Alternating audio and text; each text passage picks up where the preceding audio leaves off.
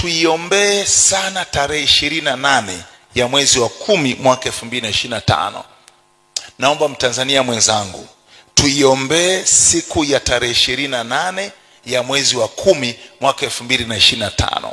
Unaniangalia kwa njia ya TV. Nimesikia msukumo wa Roho Mtakatifu.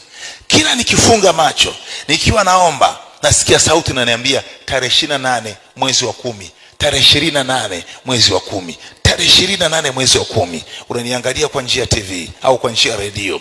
Ninaomba sana, tunaomba siku ya Jumapili tutenge muda, watu wote wanaomwamini Mungu.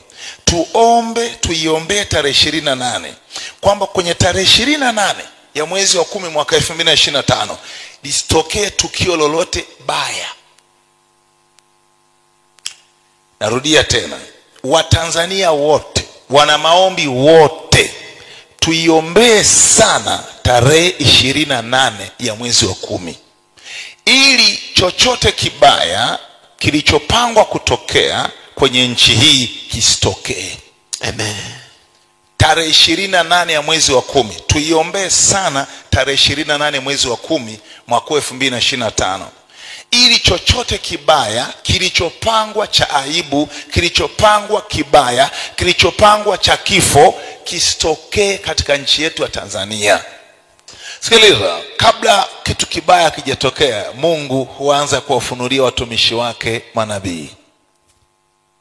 Kabla kitu kibaya kijatokea, Mungu huanza kuwafunulia watumishi wake. Sema, tunaifunika Tanzania kwa damu ya Yesu Kristo. Sema tena, tunaifunika nchi ya Tanzania kwa damu ya Yesu Kristo.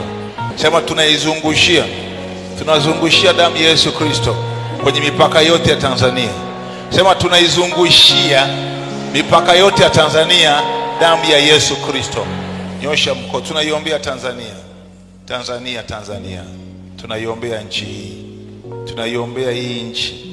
Yesu Kristo, ukairehemu hii nchi ya Tanzania.